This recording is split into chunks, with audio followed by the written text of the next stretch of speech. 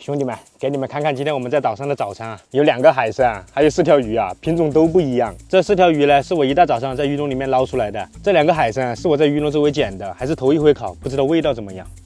我这都把鱼烤好了，也不知道秦哥干嘛去了。兄弟们，咱的野猪陷阱被猴子触发了啊！他在里面偷吃野果呢，看到没？吃的好香啊！看样子是饿极了啊！这也太不警觉了吧！我过来都没有发现。我说怎么这么多天逮不到野猪呢啊？原来是诱饵都被猴子吃干净了。哎呦哎呦！这家伙啊，吃饱了一溜烟就跑了。咱赶紧把这个陷阱重新布置好吧。希望这次啊不要被猴子打扰了。但是他真要来吃的话，我也没有办法，因为猴子和我都是在这个岛生存的，他们也在为填饱肚子而努力啊。所以每次我放下诱饵的时候啊，都会吸引来一群猴子。哇塞，大头，你这早餐都搞好了呀？是啊，要等着你都饿死了。来，开吃。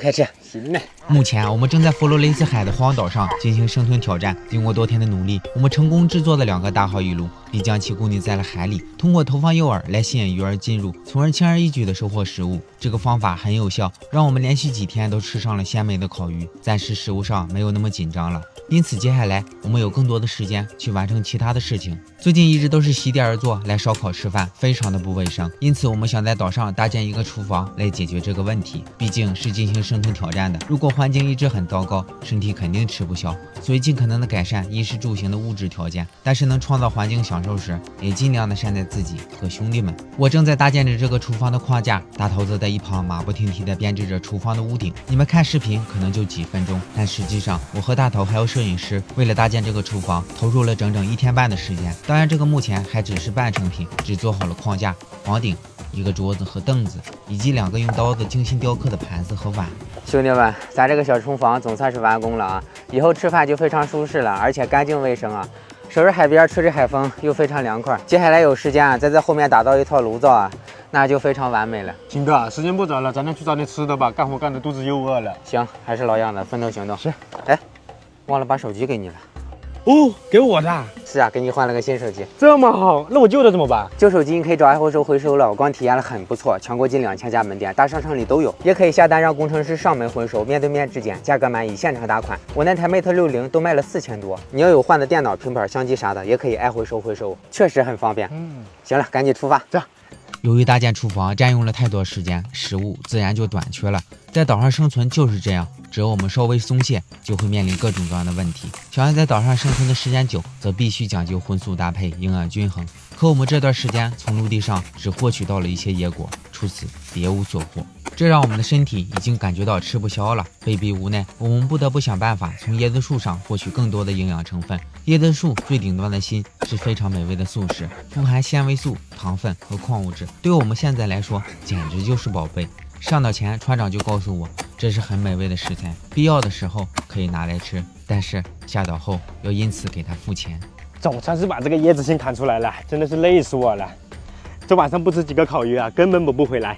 来，我们削一块尝尝啊，整个这一大块都是可以吃的啊。水分很足啊，就跟吃甘蔗一样，但是甜度啊没有甘蔗高，它是属于微甜的。走了，带回家。这老椰子啊，可是个好东西啊！在目前非常缺水的情况下，它里面残留的椰子可以很好的解决我们的燃眉之急，而且它里面还有很多椰肉吃。来，把它们都劈开，看看里面有多少水。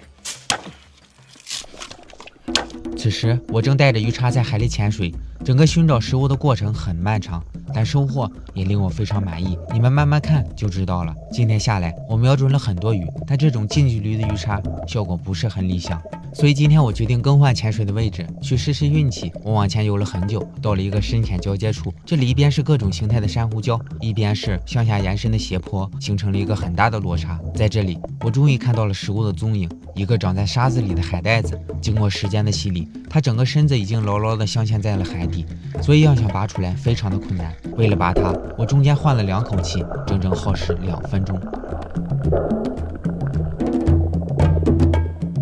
紧接着我又看到了一个，这个就相对好拔了一些。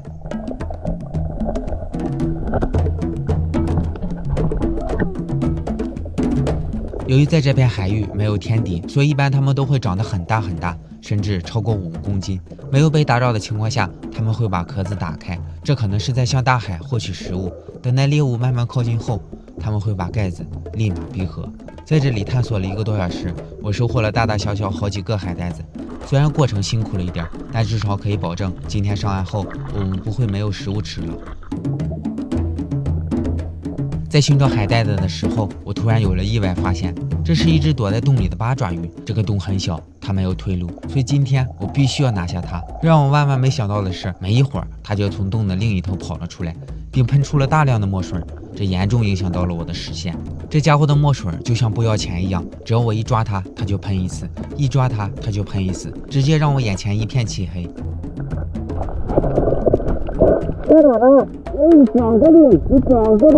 好在摄影师看到了他的位置，这次他终于被我拿下了。可还没等到我开心，下一秒他就牢牢地抓住了我的胳膊。每次抓八爪鱼时，我最讨厌的就是这个情况，它的8个触角遍布着无数的吸盘，如果被吸到会非常的痛苦。好在我用力揪住了他的头，没一会儿他就败下了阵来。这家伙太能喷墨，太能吸了啊，把我的胳膊都吸红了。本以为今天有了这些收获已经非常不错了，没想到这只是一个开始。在接下来的探索中，我发现了一只非常美味的龙虾。至于我为什么强调美味，一会儿你就知道了。当我收获它以后，才发现它整个身体是非常柔软的，看来刚刚经历了换壳。每次换壳后的龙虾身体会变得非常软，这是它最脆弱的时候，同时也是最美味的时候。后面我又在礁石洞里发现了一只琵琶虾。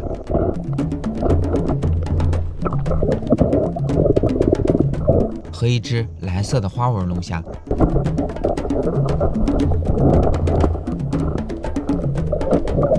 还有一个在沙子上躺着的海螺。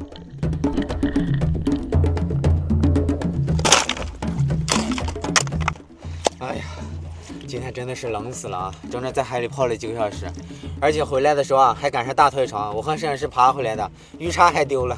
真的是太倒霉了，好在收获还不错，有一个八爪鱼啊，有2只龙虾，还有几个海带子，还有一个螺，还有一个琵琶虾。整体来说啊，还是挺丰富的啊，咱先带回去。大头啊，赶紧把这些海鲜处理上啊！现在退潮了，我要去看看大鱼龙。哦，这么多，行嘞行嘞。大头这小子没少倒过东西回来呀、这整个鱼笼啊，全部都露出来了啊！我们看看有没有收获。希望有大鱼啊！天哪，空空如也，可能是间隔的时间太短了啊！昨天才被大头捞空了。往前面走啊，还有一个鱼笼，这鱼叉丢了，挺可惜的啊！因为刚刚在那边的时候，我看到了一条很大的鳗鱼，一下就溜过去了。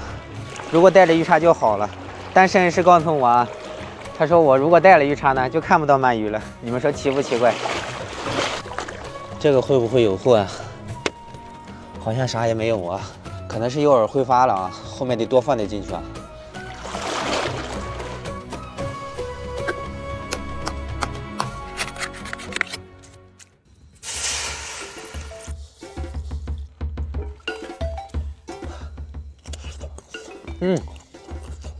这玩意儿是真的甜啊，而且没有一点涩味儿。我们给它切成小块啊，配着海鲜煮汤喝。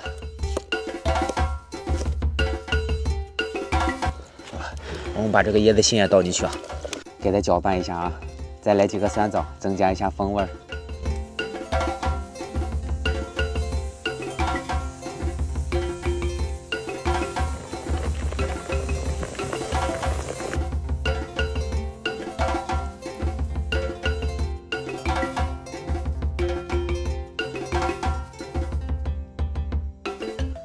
哇塞，这八爪鱼一烤好诱人呐！熟了，我们开吃吧。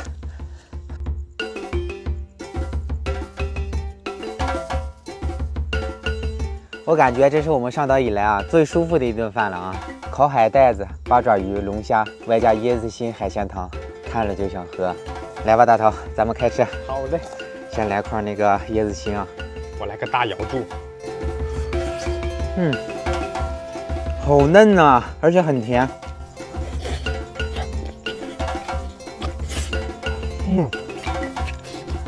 我不知道用什么词来形容，好吃就完事儿了。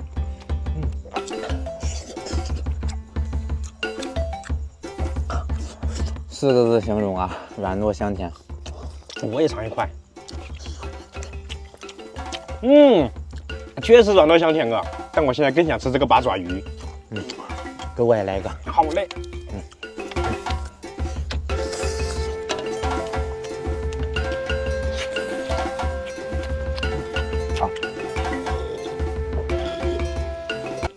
大家可能看着我们现在很舒服啊，但实际上我已经感觉到危机感了。记得刚上岛的时候啊，下去2个小时就收获很多，但今天我和摄影师啊，足足在海里泡了几个小时才搞到这些东西，感觉啊太不容易了。是啊，秦哥，我也有危机感，但天天为淡水而担忧，2个大鱼龙的收获也没想象中那么稳定。我意识到了，资源不好了，实在不行就跨岛呗。早就该跨岛了，换了岛，说不定就有淡水了。那这场的任务交给你了。什么啊？我明天有更重要的事儿呢。你找食物又不擅长，万一跨岛失败，咱接下来2天吃啥？那你有啥计划吗？我的计划就是，明天你就知道了。行了，摄影师，快来一起吃吧，这汤千万不要浪费了，闲着呢。来，摄影师，这龙虾咱俩1人1半。